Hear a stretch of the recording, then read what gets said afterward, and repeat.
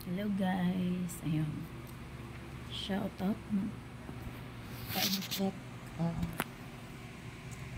di naman nakita. So it's already 11:16 ng gabi, sobrang gabi na. Hindi pa rin ako makatulog. Marami akong nadadaan sa Facebook na ayun, mga mother's life. So I want to share na pagiging nanay ko as of now.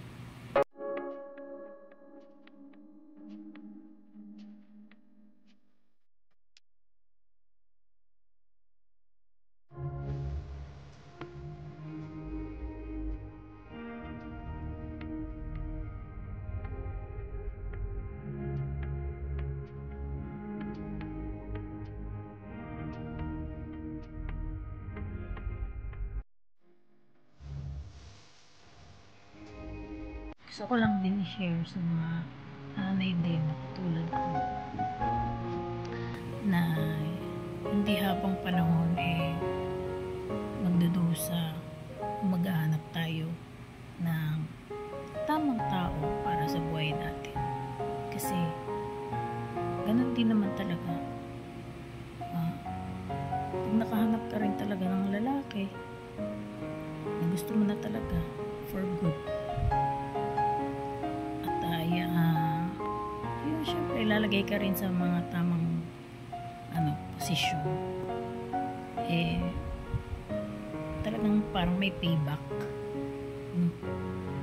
May panahon din na masasakit na salita na masasabi sa iyo, pero proud pa rin ako kasi kahit pa na ilang beses ako nadapa sa buhay ko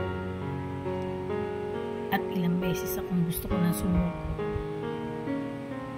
para sa anak ko, sa panganay ko, at least ngayon kaya niya nang makinig. May mga bagay na masasakit din na salita na sinasabi sa akin ng anak ko, diba? Kaya siya iniwan siya, iniwan sa iba, inalagaan ng iba, pinabayaan ko. Pero syempre bata pa siya, kailangan natin intindihin at ipaintindi sa mga anak natin kung ano yung mga bagay na dapat pang maayos sa buhay niya. Kahit nakakarinig ako ng mga masakit na salita sa anak ko, ayoko sumuko. Kasi hindi naman siya siraulong bata, nag-aaral naman siya ng maayos. Although dumarating yung panahon na tinatamad siya mag-aaral, hindi siya sinisipag, lalaban tayo bilang nanay. At kung gusto ko lang i-document, gusto ko lang i-record to at i-share sa YouTube video ko na para darating panahon panoorin nila to. Basta yun lang, gusto ko lang mag-sorry sa kanila kung pati sila is nadadamay sa mga problema. Gusto ko lang maging maayos yung buhay nila. Kahit anong daldal ko, hindi ako mapapagod magsalita para lang maitama yung mga pagkakamali nila. Namamalo ako sa namamalo, pero hindi naman totally na yung talagang sasaktan ko yung mga anak ko kasi umuurong din yung lumot ko. Ayoko rin parana sa mga anak ko yung mga naranasan ko sa magulang ko na kung paano ko paluin, paano kung diba? Lahat naman tayo siguro dumadaan sa ganung sitwasyon. Kaya yung kung ano yung mga nararanasan ko noon, gusto ko itama sa mga anak ko. Sa kaswertihan ko nga, sa paglayo-layo ko, yung gusto ko laging lumalayo. Ganun kasi ako yung mga bagay na parang ang gulo-gulo. Mahilig ako lumayo, mahilig ako umalis, mahilig ako mag-skip. Basta alam kong magulo na, gusto kong umalis. Ngayon na nga lang talaga ako nakakatiis ng kahit alam mo yun, sapul na sapul, sinasaksak ka sa likod, pero nandito ka pa rin tumatayo. Gusto mong bantayan yung mga anak mo sa paglaki nila. Ngayon na lang. Minsan, unfair din. Dahil nga, hindi dahil sa may nararamdaman ka na, o may sakit ka na, umiinom ka na ng gamot, gusto mo na itama yung mga mali mo, diba? Gusto ko lang maging maayos yung buhay ng mga anak ko. Yung hanggat nandito pa ako, lalo na yung panganay ko, nag-aaral naman siya. Yun nga lang talagang gusto ko nang itama yung pagiging tao niya. Kasi, nung maliit pa siya, talagang may mga history na hindi siya nagsasalita sa loob ng classroom, hindi siya nakikipag-cooperate, kinausap siya ng teacher, umiiyak. Ayun, basta lagi niya lang siya sabi, nahanap niya yung mama niya, namimiss niya yung mama niya. Kaya yung dumating na yung time na uwi na lang ako dito, siguro naawa na sa akin yung Diyos kay iyak. Kaya binigyan ako ng isang tao na pwedeng magdala. Hindi lang ako ang dadalhin niya, pati yung panganay kong anak. Binumay ako, pinag-aaral niya anak ko. Pinalad. Hindi na ako pinalis kasi nabigyan na siya ng magandang trabaho. Yun lang. Basta marami akong mga bagay na hindi rin talaga naging maganda sa mga pinagdaanan ko sa buhay. Hindi dahil sa gusto ko lang tumino yung buhay ko o maging maginhawa yung buhay ko. Hindi. So kasi yun, nandito ako. Ako ang mag-aasikaso sa mga anak ko. Ako mag-aalaga, ako magpapalaki. Makita ko sila hanggang sa paglaki nila at maging maayos yung mga buhay nila. Kaninang umaga, sabi nga ng anak ko, kung pupunta ba daw ako sa school, kukunin yung card niya. Kasi sa tagal din ng panahon, mula siguro mga second year high school, ganun. Second year high school, third year, hanggang ngayon, fourth year, graduating na siya. Pumupunta ako sa school, pero last year, yun, sabihin natin last year, nung third year high school siya, halos buong whole year, hindi ako nagpunta sa school para tingnan o silipin yung card. Kasi wala rin talaga ako narinig sa kanya na, tingnan mo yung card ko, kunin mo ganun. Ngayong araw, pinaano niya ako na, kung kunin ko daw yung card niya. Sabi ko, sige. Kaya naging busy rin talaga ako ngayong araw. So, sa pagiging salbahing anak, naging proud ako sa kanya. Kasi ang taas ng mga grade niya. Nakausap ko rin yung teacher niya. Mabait siya sa school. Although nakakatikim ako ng mga masasakit na salita sa kanya. Pero sabi ng teacher niya, mabait siya sa school at tahimik lang. Naka-proud din. Hindi ko pinapakita sa anak ko yung mga kanyang bagay. Kasi lumaki ako sa magulong pamilya. Yung tatay ko may bisyo. Yung mama ko mabait mama ko. Sobrang bait ng mama ko. Kaya mahal yung mama ko.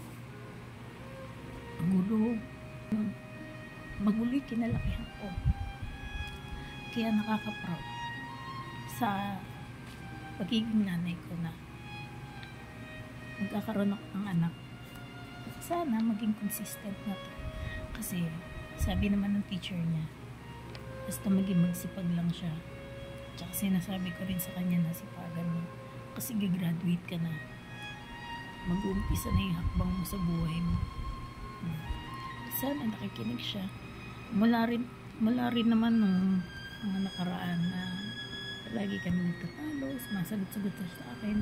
Marami nang nagbago. Siguro yung mga sinabi ko sa kanya na hindi habang buhay nandito ako para tulungan siya. Mula nung binago niya yung sarili niya, nakikita ko naman kasi sa tuwing magsasalita ako hindi na siya nasagot. Sa tinutusan ko siya, hindi naman na siya nagreklamo. Siguro naging mature rin siya. Siyempre, hindi rin talaga may iwasan na magagalit sa kanya yung stepfather niya, yung asawa ko ngayon. Kasi nga, nagkaroon din talaga sila ng panahon ng pagtatalo.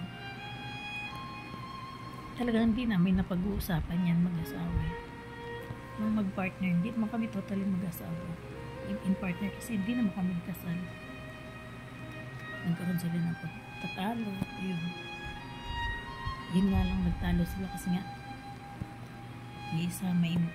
Talagang mainit yan. Gano'n naman talaga. Normally, kapag hindi mo talaga totoong anak, is talagang napakabigat ng dumo mo. Lalo na kung yung bata hindi marunong sumunod sa'yo, hindi marunong sumunod sa rules mo.